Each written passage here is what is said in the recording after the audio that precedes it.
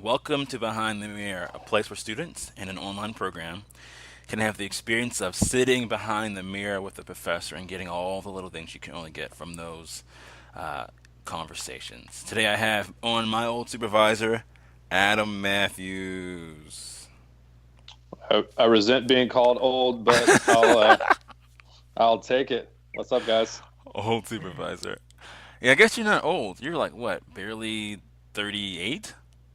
Barely. I'm barely 40 Barely. as Wow. of as of as of this year. I take back everything I So, said. No, you're definitely old. You're definitely old. hey, hey, I jumped out of a plane for my 40th birthday. So, I saw that. I saw come that. on, Yeah. bring it. Is this like a midlife Well, crisis thing? I mean, you've been reading a lot of books. listen, You've been listen, doing a lot of marathons. listen. Whatever it is, I'm doing it. It's true. It's true. It's to its fullest. If it's a midlife crisis, bring it on. Full Yeah. on midlife crisis. Give me all of it. How was skydiving? It was the best, man. It was so much fun. It was terrifying. I almost threw up until I actually did it. Yeah. Right up until the actual moment. But Yeah, then it was awesome. I've been bungee jumping and I haven't been able to convince myself to do skydiving yet, but it's on the list. You just got to do it. Don't wait till you're 40th. Just do it. Just do it. Just do it already.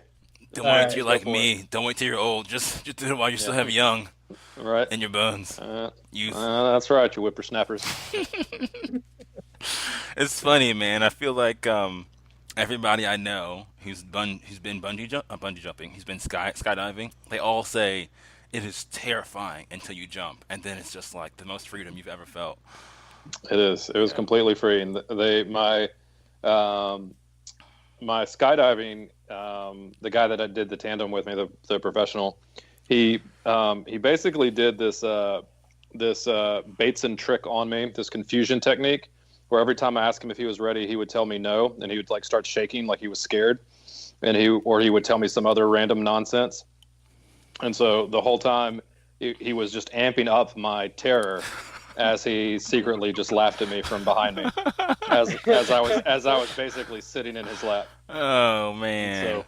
he ramped it up the whole time and acted like he didn't know what he's doing or that he was tired from jumping 14 times that day already. So it was a lot of fun. So he was just screwing with you like the whole He time. was he screwed with me the whole time. But how was Yeah, that like a Bateson trick? it was confusing, man. He just kept saying random nonsense and confusing the heck out of me.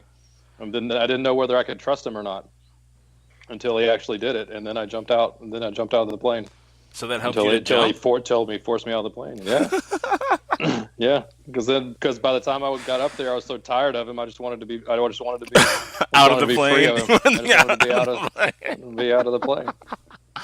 Uh, I don't think this is how it works. I don't think you.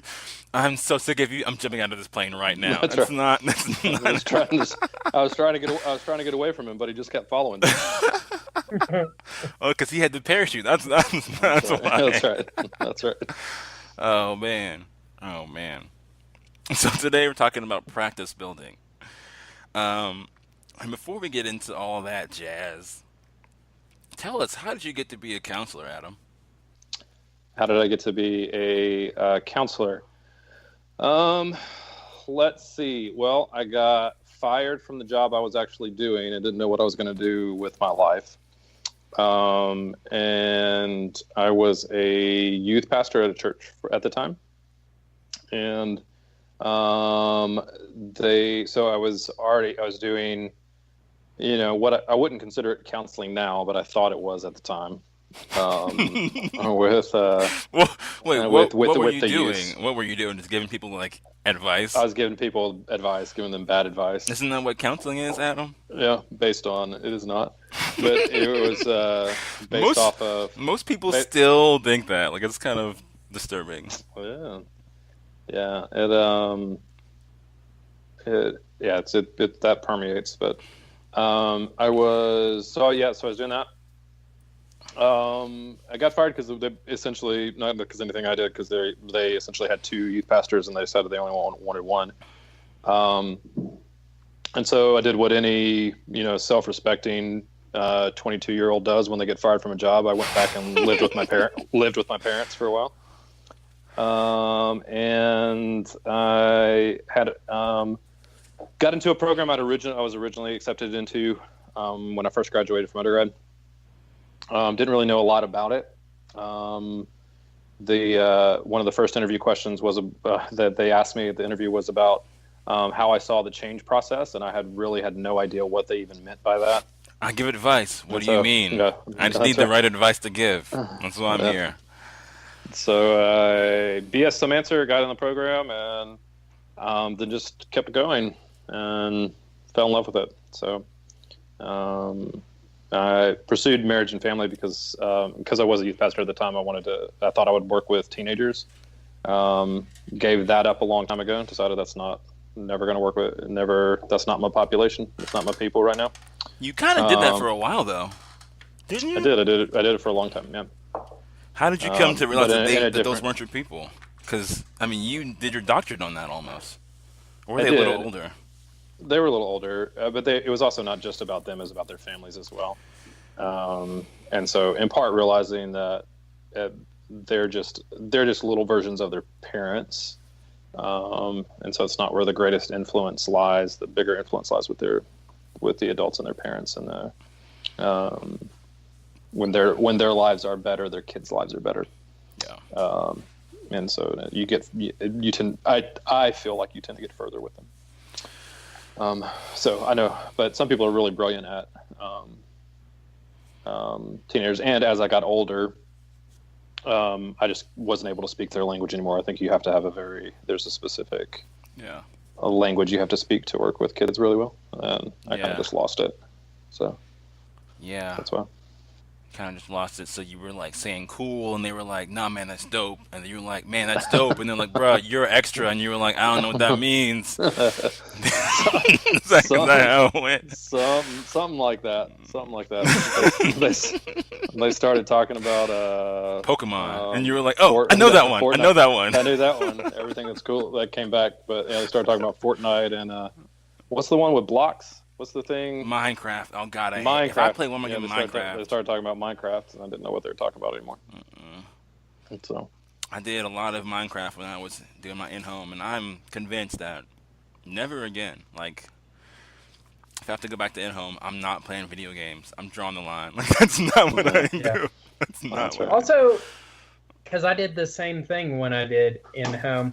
Minecraft is just Legos. It's just Legos on a screen. Yeah. They're blocks. You put them on top of each other. Yeah, it's just Legos. But you don't have to touch anything. You just touch. You don't have to actually build anything by hand. You just get to move it digitally. Yeah. With these kids today, they don't know how to use their hands anymore. That's right. Yeah. So what's your population now? What's your ideal client?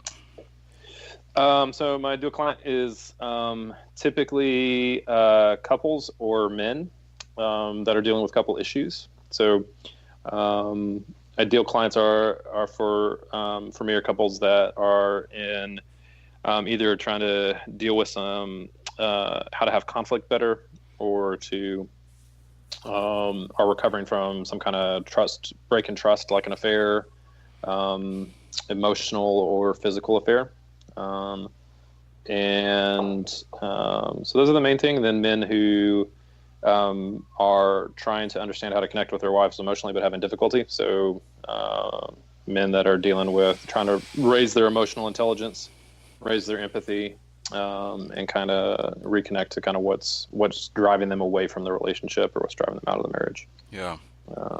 Men who are stuck on Mars, never got their astronaut planet.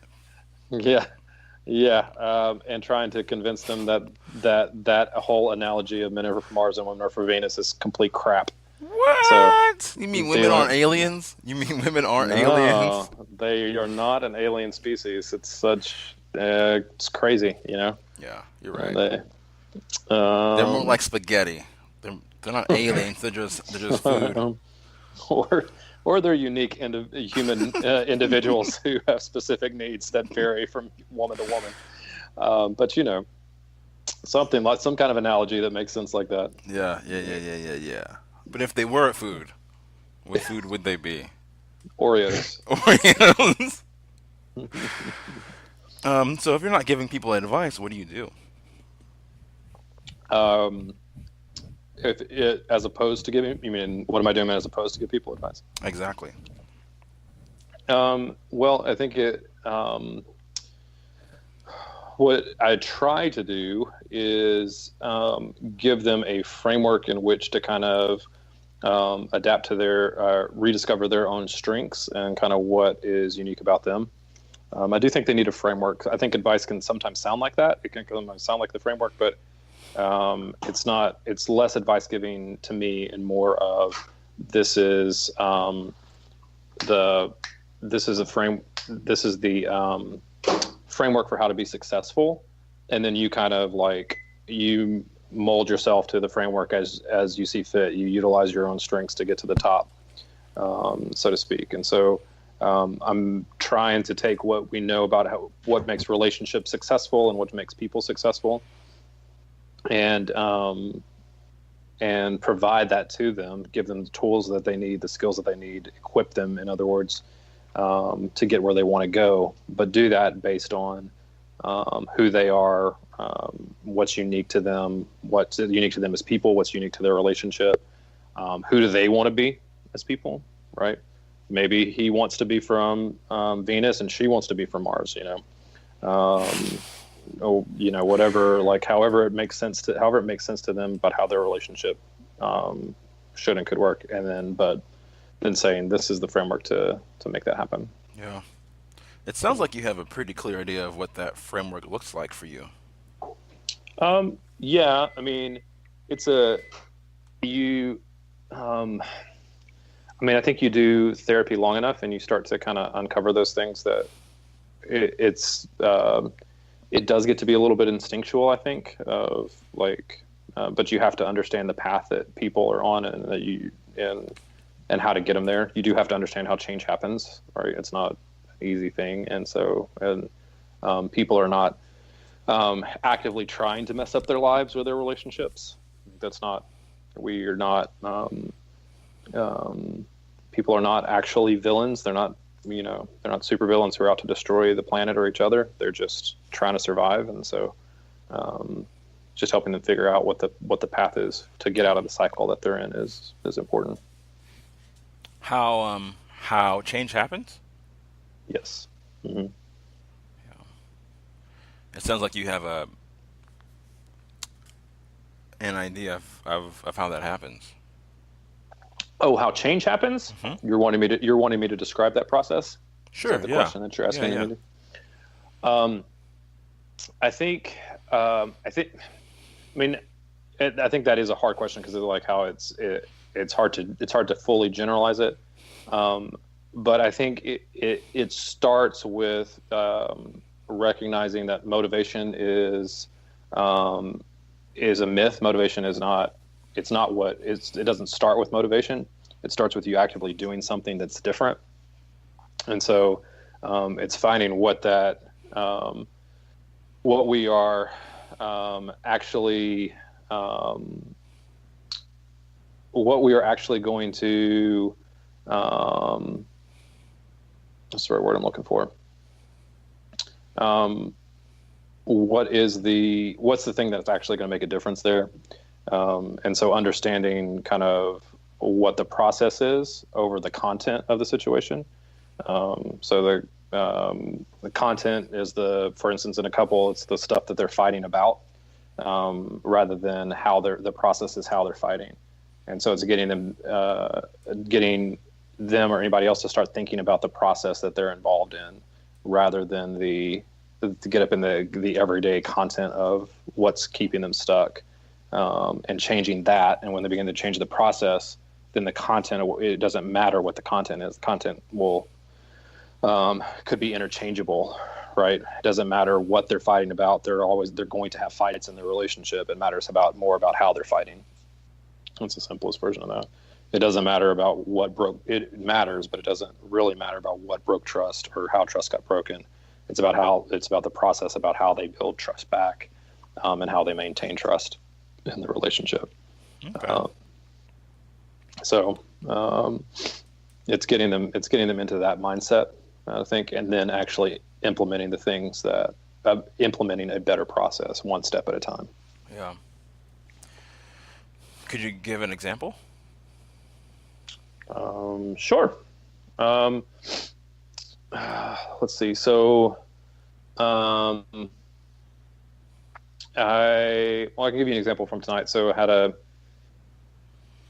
guy that's in my office who's there. His and his wife's relationship. They've had several different trust breaks in their relationship, all involving some what I would call mini emotional affairs with other people. They've just kind of turned away from each other. And for him, he has some issues with not feeling good enough, like most guys do. He has some security issues, and so he tries to do the right thing all the time. He tries to step in the right direction. He treats his relationship a little more transactional, that if I do the right thing, then my wife should shower me with affection, and she should shower me with compliments and affirmations, and meet my needs that way. So the challenge is that when he does meet her needs, or when she does tell him what she needs, he hears it as a complaint or a criticism, and so he gets really defensive. So anytime that insecurity button gets hit, and so he reacts really defensively, which keeps him from actually hearing what she's saying. So he talks about how he feels punished by her all the time, and like she never will let the past go. But it keeps him from hearing what she actually needs, and when she actually takes responsibility for the ways that she's hurt him in the past. So the defensiveness is the process. That's the way that he keeps reacting. All the hurts that he keeps going back to, he keeps bringing up the hurts all the time, the things from the past. That's all the content, and so he continually hits that content over and over again, because he feels like it hasn't been validated, it hasn't been acknowledged by anybody, but because of the defensiveness, it's counterintuitive. Change also is also counterintuitive sometimes. So he thinks the way to get to make things better and to get what he wants is to dig his heels in and defend his side of things. And so what we talked about tonight was trying to get him to acknowledge that in the process of how they are going about trying to change their relationship, when he gets defensive, he actually hurts his cause even more and keeps her from wanting to meet his needs, and doesn't actually hear what they are. He very much wants to meet her needs, and he very much wants to. Her big thing is she wants more emotional connection, and so he wants that. He tries to meet that need, but he fails every time because of his defensiveness, because he can't hear it. And so the more we try to get him to shift that and to simply, and instead of being defensive, to just ask more questions, to change his process.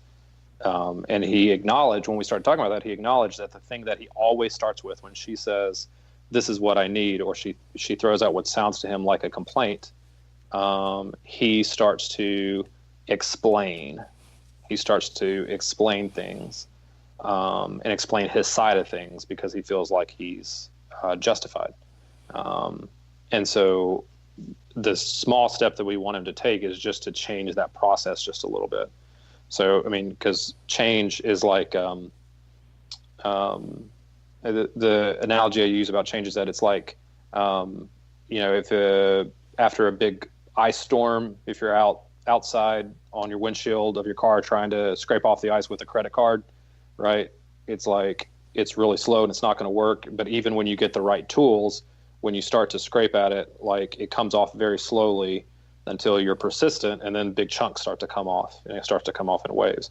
But he has to do that small action of scraping the windshield, and it has to be doable. Like the first step is has to be smaller than what even he thinks it is, and so this first step for him is just simply that don't change anything else except just start asking more questions. When you feel the need to offer an explanation, ask a question of her. How can I don't fully understand what you're saying. Can you tell me more about it?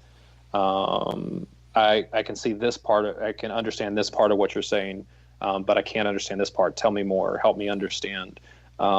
Even in just one of his complaints was that she says that they don't have enough conversation in general. And so we talk, and he gets frustrated because she wants him to talk about she wants him to ask about her work or listen to her talk about work. And he's like, I don't know anything about it, so I'm not interested. So it's like, just ask a question there. Ask one more question than you might feel comfortable with. Who is this coworker? Tell me about this process. I don't know when you talk about this thing that you're doing, I don't know if I understand. Teach me about that. Tell me a bit more about that. Anything like that can just get him to move off of the stuck explanation-driven, justification-driven, defensive-driven responses that he has to his wife. Sounds very Bowenian. I mean, you might be so far out of school that you're not thinking about that stuff anymore. Right. Yeah. All the years that I taught Bowenian just kind of left my mind. No. It can be, I suppose. Yeah. I mean, I am big, like the idea for me in couples therapy in particular is that they work on themselves, and that so there's an element of differentiation in there. I'm trying to get them to mature as individuals so that they can work better as a couple. So there's a little bit of that. Yeah. So what? Also, I was just going to say, I realized I said Bateson earlier when I meant Erickson, by the way. So I was not going to call you out on the podcast. You called me out on that. You could call me out on that. I was not going to do that. Yeah, that's what I meant. I was totally wrong. Oh, man. I just realized that. Did that. That's cool, though. You caught yourself. Yeah, and really, almost no one else would know besides, Besides a bunch of therapy students? At least I hope they know the difference. No, they don't. They don't. Most of them are reading CBT articles and other stuff. Well, they should learn the difference. They don't be like me. learn the difference. Yeah.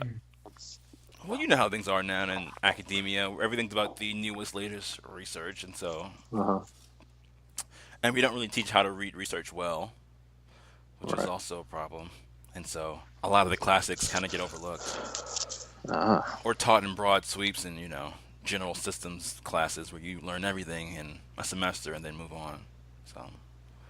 Well, that's a bunch of nonsense. But I think it's a little sad, but anyway. So who do you like in couple land? As far as couples therapy? Yeah. It's a mixed bag. I mean, so to me, I think all of it is any form of therapy model that you put out there, it's all just metaphor. And so it just gives us a different way to think about it. So there's value in all of it, I think. And so I have a greater appreciation these days for Gottman. I did not like Gottman originally in school when I was learning about him in school. But I have a greater appreciation for him now, in part because it makes sense to couples, I think, a lot of times, and they're very practical tools for people. I also, your boy Raina's into EFT. I like me some EFT. I don't know if I do it right, but I do a version of it, I guess. I think which has EFT has its basis in attachment theory, which I think is really helpful for couples, and really important for especially couples that are have some individual issues that they're stuck in that they can't seem to break free of. A lot of it that is kind of the lens that when I view it through an attachment lens, it makes sense to me. Those are the main ones right now. Excuse me. But I tend to bring an individual focus to couples therapy. So Like, because of my belief is healthy people, healthy individuals, healthy couple. Yeah. And so, so I apply, all the classics that nobody learns about anymore. All the strength-based stuff. To it, to resource-focused stuff to individuals.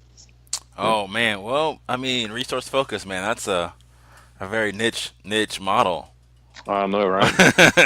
There's only ever been one book written on it. So I know. I've read it twice. And one journal article. For people who don't know, Adam, resource focused therapy was coined by, well, the book is written by Wendell Ray and Bradford Keeney, and then you went on to do an article in your dissertation with Brad Keeney doing some resource focused stuff.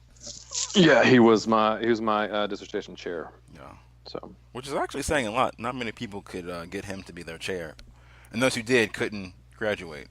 At least that's what the word on the street says. that was later on in the process. I got him early. Man, I think it's also sad. I was talking to one of my friends, and they were like, "Yeah, we used to make people read A Sedative Change, and it was too hard for them, so we just stopped." I was like, "This is a grad program." That's right. That's right. Yeah. So when I first got in touch with you, you were doing lots of work with in-home therapy, but now you're doing private practice work. I am, yes. I have a group practice in Cary, North Carolina. Yeah. How did you make that shift? Well, I got into the world of academics, and it sucked, and I didn't like it. I'm sorry, I had the same. I had a taste of it because I don't know if you remember. I had that fellowship, yeah. And I had a taste of it, and I was like, "This is like the worst thing ever." I think it's yeah. That's all another topic, but it's really different than what you think than it was for. Well, it's different than what probably my professors had. Like what my professors had was amazing, and it's just I think the climate has shifted and it's different now. But anyway, it just wasn't for me. So I started a part-time private practice, and it kind of just kept growing, and took off. And then so after a year and a half, I quit teaching and went full-time into private practice. A year and a half after that, I added a couple of therapists, and we moved into a group practice, and we're almost October 1st was a year for the group practice, and we have 6 therapists now, and we'll add another in January. Wow. Yeah, that's awesome, man. Yeah, it's fun. I like it. How did you get clients?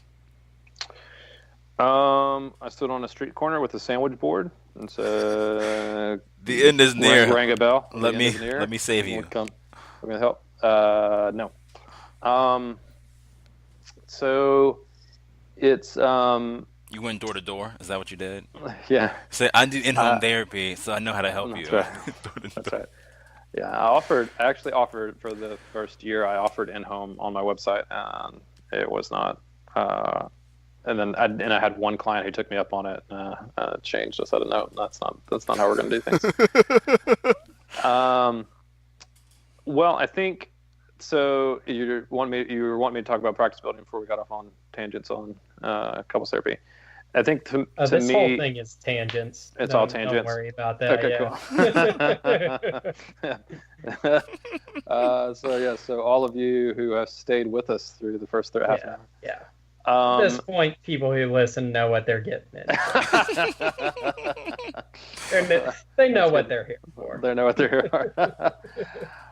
Yeah, so that's funny. So there's a couple things like about we live in a great age, I think, for private practice. There's a lot of resources available to you. And so essentially, the only thing that I can say that I did really well was we did the digital game really well, and that's the biggest thing. Having a couple elements of like that your online presence is. It doesn't have to be amazing, but it can't kill you. So like things like having a well-designed website. I paid somebody, I paid a designer to design our website so it looked good. It looked professionally designed. We got a professional logo. I had decent headshots taken. Like I paid a photographer to take headshots. I'm not the best looking guy in the world, but when you have a good picture compared to the rest of the pictures that are on Psychology Today, like if you go and you look at some of the pictures that are on there, like you'd be amazed at how many people have, they have the thing where their arm around somebody else, and you can tell that there's somebody else's face pressed up against their face, but they've chopped off the picture, they've cropped the picture, and that's the photo that they're using. Or it's it's one of them on vacation, as opposed to something that that's first impression worthy. That says that it imbues confidence in the client that you are capable of taking care of them and handling their issue. And so what we try to do was just convey competence and confidence as early as we could, and doing that through our website and through our Psych Today profile, having social media presence that's not terrible, because people go and what they do now, what they didn't have access to do before, is they make well-researched decisions.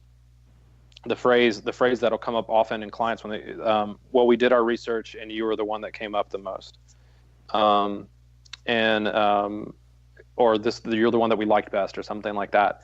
And so what people do is they go online and they comparison shop therapists, and they get on your Facebook page and they scour your website, and they they look at your Instagram feed, and they're looking for immediately. They're looking for signs that you have the ability to be able to and the knowledge and the confidence to be able to handle their issue that they're going to throw at them, because every client feels like their issue is the most unique and the most the biggest in the whole world, right, and the worst, and so they want somebody that's like that. Then the second thing that we did that I think got clients that very few people do is that we actually called people back within a reasonable amount of time. We responded to emails in a reasonable amount of time. We continue to have a number of clients who tell us that that I'm the 8th or 9th therapist they called, but the first one to get back to them. And it's not over a short period. It's not like they call it all in one day. It's like we've been calling or we've been emailing and nobody will respond to us. Or if people are responding, they're responding a week after they get their inquiry. And so one of our goals was just that we were going to make the first step the easiest for our clients, that it shouldn't have to be that difficult to get in to see a therapist. And so we embraced online scheduling, for instance. So people that were in the middle of the crisis at 12 a.m., and they, when they feel it the most is when they actually try to do something about it. And so they have a big, huge fight with their partner at 12 at midnight, and they go online to find couples therapy, and they find us, and they can schedule an appointment right away. They send us an email, and they're going to get a call back, and they know it, and we're going to get them in within 24 hours.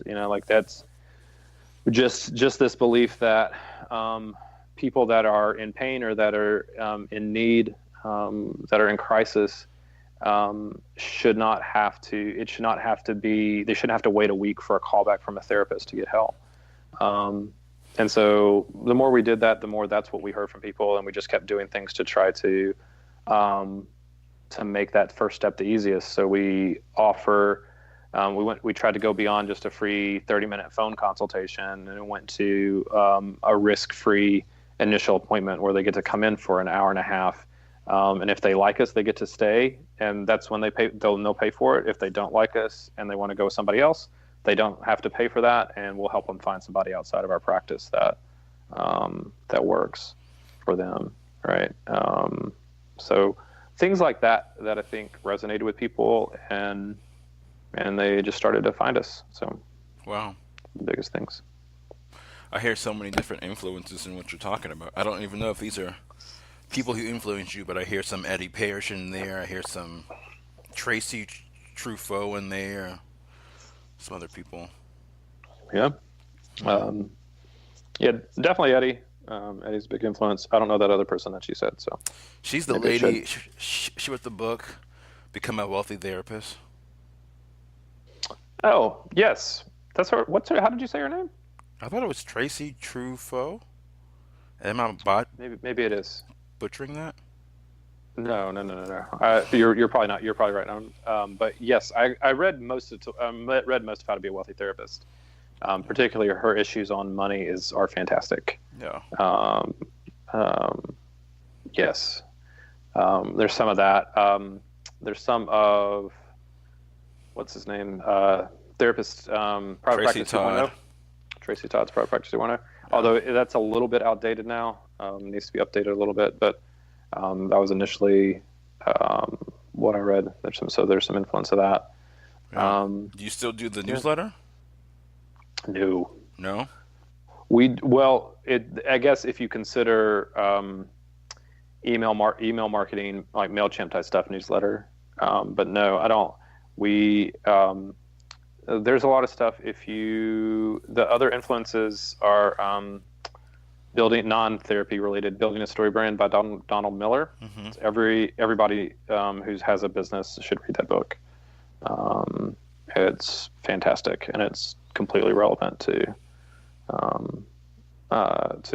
any field. But therapists are poor at that side of things, at the marketing side of things. So they really, I believe that every therapist should read more marketing books and business books.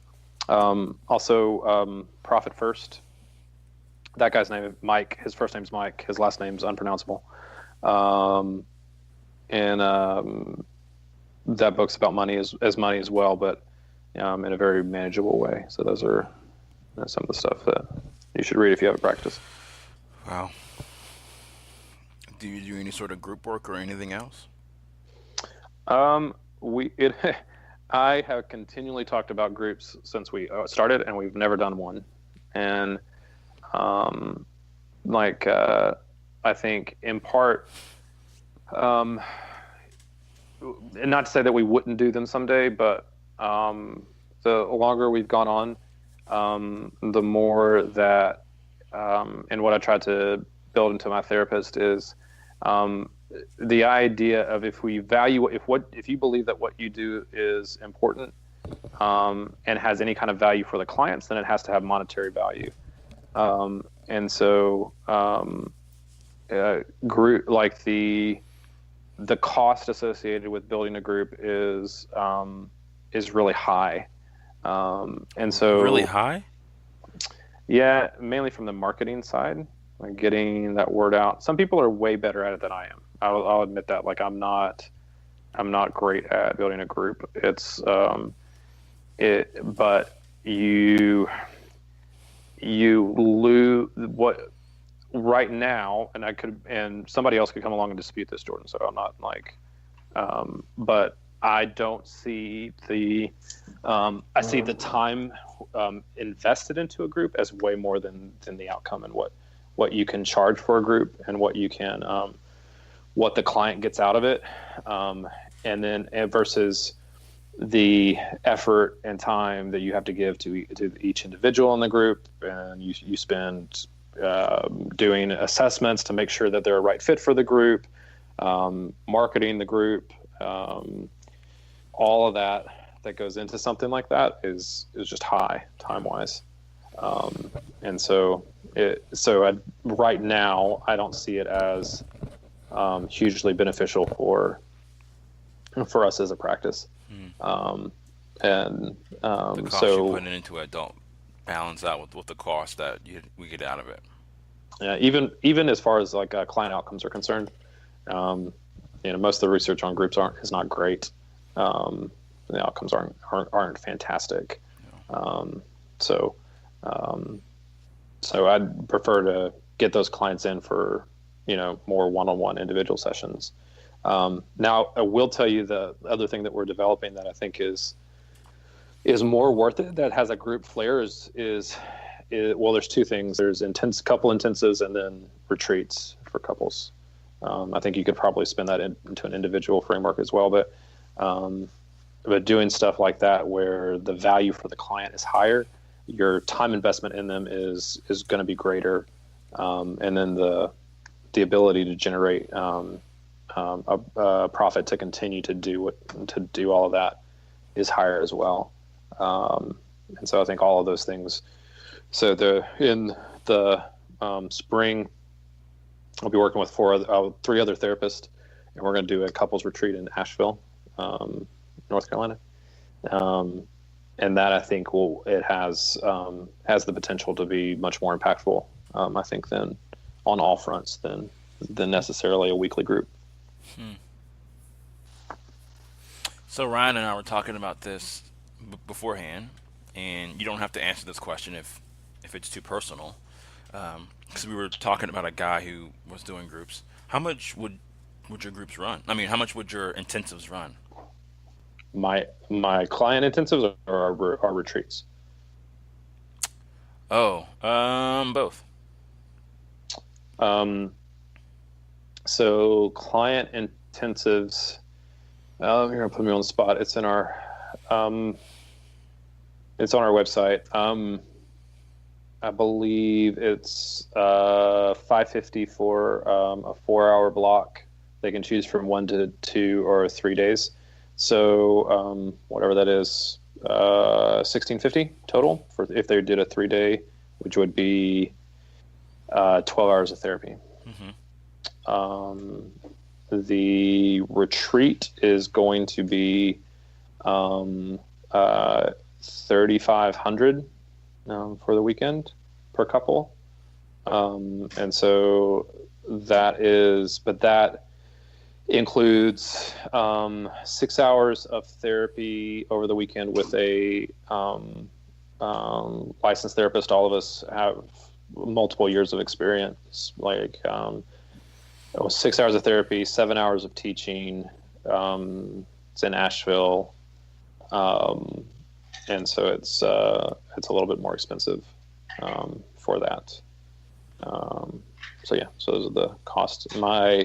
I continually am told that my intensive prices are too low, but well, and what I was thinking when you said, because you said it comes out to $1,600 overall for the if my math is right, or 1,600 or 1,650 or something like that. Which that does sound low, but something that Jordan and I were just talking about earlier is a lot of what I've seen is around the 3,000 to 5,000 range, all said and done, and I feel like that is a lot of money.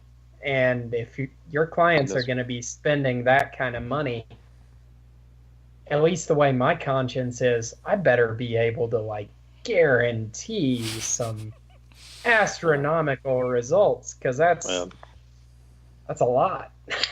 Yeah, I mean, it definitely is. I think some of the research on client intensives show that it doubles the client. So like a 4-hour intensive will be equivalent of 8 hours of weekly therapy. So what I try to prep my clients for is that it's not intensives. What intensives do is that they are able to kind of jumpstart therapy for them. So if a client wanted to do a 3-day intensive, unless there was just some real big roadblock, we would probably let them do it. But what I would prefer is a 1-day intensive, for them to do a 1-day intensive, and then to do actually the client I was talking about earlier, they did a 1-day intensive, and now they're doing every other week therapy.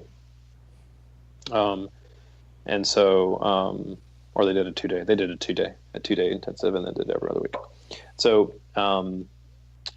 that would be my preference for how that works. I think that's the best way.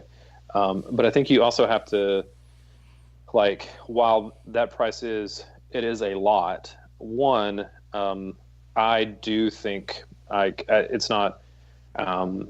Again, I see what I do as valuable. Like, and so, like, I do believe that they get there's a lot of value in spending that amount of time with me, and I do think that they'll get something out of it. Now, it's not in therapy. Obviously, is so hard. It's a non-tangible service, right? So you don't have a product that you're giving them at the end that they can take home and kind of, kick the tires and say this is worth the money. But I do think that if you have a good therapist, they have to be somewhat competent. I mean, I'm not talking about, somebody just out of school that you're paying $5,000 to go and see, right? But it is a service that, if you don't feel like it's valuable, then you're gonna, if somebody that comes in and pays $500 for a 3-day intensive, they're not going to value it either. Right. And so I do think that there is a medium in between that, where it's you're pricing it high enough that it communicates value, like that, like cost, just as in our society, cost communicates value, and where they put something into it that is effective, because that does something for them as well. The other thing that I'd say is that, like, some of those that are going to be on the way higher end, like I know a guy that charges $15,000 for a weekend, but he charges that in part because he gets inundated with requests, and it's a way to filter people out, because he wants them to be serious about his time, because he also values his time, and he just can't do everything. So I think when you see some that are on that higher end, in part it is it's a little bit of a filter for the therapist. Yeah, and I think another thing that Jordan and I had been talking about that you touched on and kind of glossed over, but like the shorter and shorter amount of time that the therapist has been doing what they're doing, the more and more skeptical I am about, like, whether they should be doing intensives. Oh, sure. Yeah, absolutely. I think I mean, the intensives are, well, again, I'm not trying to, like, I think the longer you go, the more therapy you do, intensives get easier. I think at first, like, my new therapists go, I don't know what I would do for 4 hours. And I go, well, are you kidding? I don't know what I do with only 4 hours, like, what am I going to have to leave out? Like, so you just, as you build your repertoire of material and tools, and build your tool belt, 4 hours is nothing. And you can do a lot. And I mean, you can, go over the whole core model in 4 hours.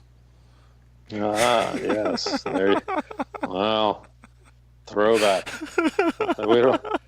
We definitely don't have time for all of that. You're right. It's only 4 hours. The hole in my heart is just not going to be that. It's not going to be able to be filled in that amount of time. Yeah, no, you need at least 8 hours for that, right? At least. On like a Monday, not just a normal Monday though, like a big Monday, big full Monday to get it all in. Right. I feel like this is a trap. Oh man. Yeah, I don't know. You're the closest to where that could have an impact on you, and you're the one doing all the talking. I don't know. No, he was here today, maybe next week. One of our old professors did a lot of stuff he called the core model. And he actually came to Fayetteville. He was doing a 6-hour free training for anybody who wanted to come. Yeah. I was busy. Yeah, see, you You're know. you're still in the area. You need to network, man. I moved states. I don't know what you're doing, talking all the trash you're doing over there. Oh man, I will continue to talk smack. Don't worry, I got plenty of that. Um, do you do any outcome studies or anything? Do you track your people? Um, not particularly. We've talked a little bit about that now that we're kind of a year into group practice. I'm not against it. There's some you've heard of the ORS and the SRS, Yeah, some of just the more talk to popular Scott. ones. Yeah. They're not bad. My biggest issue with them is that they break the flow of therapy. Um, it's a pretty hard start and a pretty hard stop, um, with those type of things. But there's a lot of good backing for those, and so I'm not against it. It's probably clinically it's probably smart to do. Um, we do more business tracking right now than we do. We've got to get that under Yeah. like business numbers, KPIs, um, tracked a little bit better. So, what are the Than, average length of your sessions? How many sessions do people come for? so the numbers we have on that right now are if they come for more than three, they have a 50% chance of staying for more than 10. So we kind of consider 10 as our well, we got some success at 10 sessions, or we don't feel like they would come back. Hmm. Um, so if it's less, but about 35% of our clients don't stay for less than 3 sessions. Um, so that's kind of that's what we would consider our turnover. Yeah. So about a third of your people after 3 sessions decide for whatever reason that they've gotten Yep. enough. Yep. And is that across the board? Is that for you? Is that for interns? Is that Um, that's I think. Um, I mean, I can tell you. I think that's our numbers. Let's see. Um, our retention hovers right around 75%. for I 10 believe. for 10 sessions? You mean? No, just overall for month to month. So they actually it's a little bit higher. So less than 3 is at 41%. 4 to 10 is 40%. Greater than 10 is 18%. And then our average. Actually, our retention for this year, so through August, is 81%. So So 81% of your clients in this month were present with you guys last month. that's right. Hmm. Yeah, and that's overall. Yeah. So yeah, so while we need to track better like outcomes in that regard, um, we have some good qualitative outcomes. We have some clients who are really. We have some testimonials on our website. About to add some more. So we have some of that that way. Excuse me. But then we've got to kind of get our other numbers a bit under where we're tracking them on a regular basis, and then try to implement some kind of client outcome numbers over the next year to year and a half. Yeah. So, Hmm. Okay. Yeah. I'm always interested in that. As I've been reading more of the lit, I've come to the belief that therapy is a short-term game. You know, mhm, even for people, because I think in my program, which was our program, but at different points in time, right? That mhm, therapy was kind of seen as like a long-term process, and I don't mhm. think that that's true for most people in private practice. Um, You mean that clients don't stay that long, or that the gains that they make don't last that long? I think that the literature is showing that when people have change, the change lasts, and I Mhm, think that people might cycle back, right? Especially at mhm, transition points. But it seems like people come in for 5 sessions, They stop coming. They come in for 7 sessions. They stop coming. They come in for 10. They stop coming. Um, Hmm. People don't. The majority of people don't come for 2 or 3 years. Just to, Oh, sure. yeah. Yeah, no, I don't. Yeah, I don't think people come. Most people don't come for that long, but yeah, I'd have to think about that. I haven't read the stuff on that you have, but um, I mean, it makes sense to me. I think more often than not, we are convincing people to believe in the changes that they have made, and getting them to trust themselves on those things. Like, I think honestly, I think that's a large majority of therapy with any client. The ones that come that are short term, that come for 3 to 7 sessions or so. I think those are the clients that tend to sort of where they internalize the change the fastest and they believe it. Clients that come longer than that, oftentimes we spend a lot of time trying to remind them of the skill that they have and the strength that they have, and convincing them to trust it. I think that's the thing I hear a lot is I don't trust myself. I don't trust this that we're making, and so convincing them that they can handle tough situations and that they can use what they've learned to actually deal with the difficulty in their lives is a large part of therapy. Yeah. So. Well, look, I've taken your time long enough. I'll finish up with our last two questions and then we'll wrap it up, okay? Bring it. All right. The last two questions I ask are, what do you think is on the frontier? What's the leading edge of the field? The what I would see as the leading edge of the field is kind of is neurobiology, and the kind of the advances and not just in technology, but in our understanding of how relationships work and what they do to our brains, and how we can use that to our advantage, and better understand our clients and give them things that they're capable of. I think, I mean, it's just we are so just very much understanding just the very beginnings of brain science, and particularly how that affects relationships, and it's just fascinating. And I guess can I have two things that I think is only niche? Yeah. The other thing, especially as it concerns practice building, is how we are going to incorporate technology into our practices, and the ethics of that, and how that kind of unfolds and happens.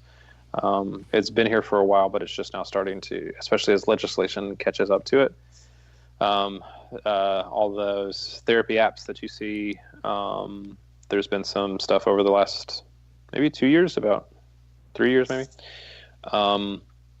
about some of the good and the bad, and how there's been a couple of companies that have had some ethical scandals as far as breaches of information, and how they handle those situations. And but it's causing some therapists to shy away from it and to not use it at all, as opposed to embracing it. And I think it's important for, if therapy is going to be relevant in the future, for us to figure out ways to embrace it rather than reject it. Ways to embrace it? Mm-hmm. To use it. So, online therapy, video therapy, apps. I mean, I think people have not figured out how to leverage the mindfulness people have. The mindfulness people are way ahead of the game in this, and so I think we've got to figure out how to leverage things like that to be able to reach the brightest breadth of people that we can. Sounds like you have some ideas on how to do that. Not fully. I think my idea right now is that I think we have to really start to figure out how to do the biggest hurdle is how to do online therapy well. And that's going to have to start being taught in schools. Like, people already do it. You know, most online schools have that are accredited have 1,000 people in their master's program getting degrees in getting online degrees. And so to then say that we don't do online therapy, I think is kind of ludicrous. And we don't teach how to do online therapy well. Is kind of ludicrous as well. So there you go. There you go. That's interesting. I'm not a big fan of online therapy. The idea of it. Not that I've done it. Not that I've done it in either direction, but I think it's so much about the relationship that I think it's hard to do. Yeah, but at the same time, do you and Ryan or y'all don't live in the same area, do you? We don't. We don't. Do you have a relationship, ongoing relationship? Yes. You seeing each other on video right now, so you're developing that relationship.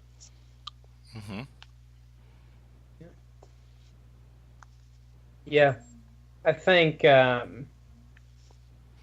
I see a little bit of both, and I've not done much ongoing video therapy. The one place that I was at for a while had kind of minimal capabilities, where we would see people, and I think there were ups and downs to it. There was just technical glitches was, I think, the biggest thing that I saw as like causing a problem in relationship building. I think that the clients where I had seen them in person for a little bit, or at least had some face-to-face contact, and then video therapy happened, I tended to have better results from. Yeah. Whereas there's some barriers that seem to come up in building an initial relationship just from the platform. But yeah, I will tell you that I think that is true until I've done more of it. Yeah. And then and one of the reasons that I think it's cutting edge is because you're going to have an entire generation of kids that are going to become adults who their primary way of developing relationships is online. So they are not going to have the same block that you and I might have, to developing trust and building rapport with somebody online, because they've done it since they can't remember a time when they haven't done it. And so you're, I think I agree. I don't think it's never going to be fully what an in-person relationship can look like. But I also don't think it's as bad as people that, y'all aren't fearful. I don't think you guys are fearful of it, but there's some people that, like, at conferences, when you're in a room, like when there's a presentation on online therapy, there'll be people in the room that are for it. And then for some reason, there'll be people in the room that are just adamant against it. And they'll clutch the pearls and, decry it as the thing that's going to bring down the profession, which that's what I think is the mistake. The mistake is not figuring out how to do it, all the concerns that y'all bring up are legitimate, but we can figure out how, we should be on the forefront of figuring out how to solve those problems, right? Then rather than pushing it away and not dealing with it. Yeah. I haven't told Ryan this, but I'm convinced that in the future, therapists will be exponentially more effective. And I think that'll be a direct relationship of a direct result of simulation. Mm-hmm. That's interesting. Yeah, I was talking to Ryan. I think one of the reasons that Milton Erickson was so effective Well, it's because he's essentially had thousands of hours of deliberate practice. Mm. Because when you're working with hypnosis, your result is very visible, right? Um, Mm. and I don't think that we have that in other therapies. Right. Um, and so he was super effective. And I think that once we have a ability to simulate and to know what we're looking for, like the effectiveness of therapy will just skyrocket. Yeah. And I think that's really interesting. I had not thought about that, but I think you're absolutely right. uh, Because if you can get something that that is close to client responses, for sure. Yeah. yeah. Problem is, I'm not a computer programmer, so I can't figure that out. You know what I mean? I'm just a Uh, doctor. I'm but just. you could hire a computer I programmer. can hire a computer programmer. Yeah, I can hire a little Google brainiac to build me a AI couple. Yeah. Yeah. Um, and what are you reading now? What's on your? I would say what's in the bathroom, but people don't do that anymore. What's on your nightstand table? Yeah, I play solitaire in the bathroom. Let's see. Brene Brown's new book, Dare to Lead, just came out. So that's top of my waiting list, of my read list. That'll be direct. I taught a class this summer, and so I've read and rereading. Have just kind of finished up a second read on Kotler. Stephen Kotler, The Rise of Superman. No. Another Kotler. Hang on, I just completely blanked because it's 9:30 at night and I should be in bed. Because I'm 40.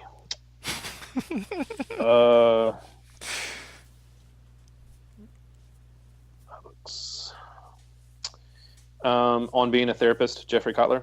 Jeffrey Kotler. I'm reading the Hamilton biography. That's awesome. And then I'm reading any book I can get my hands on about the Enneagram. And That one's blowing up. Oh my People gosh. seem to like that. super helpful in individual therapy. Super helpful. So, and in my life. So, it's good. It's a book called The Wisdom of the Enneagram, which I would recommend for deep divers. So, Ryan, I get the impression that Jordan's a skeptic of the Enneagram. I feel like I think so, that's. yeah. I No, like man, I that's believe in the. astrology. I do. So you think it's astrology? I believe in that. Venus is in the right spot, and I'm a Pisces. Like that stuff is real, man. I'm a believer, as they say.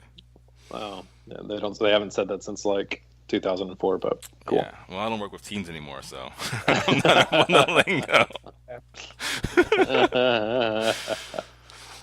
Well, Adam, cool. Well, let me come back on and I'll debate the Enneagram with you. I won't It's debate it, all dude. its merits. I won't debate it. You can believe whatever you want to believe.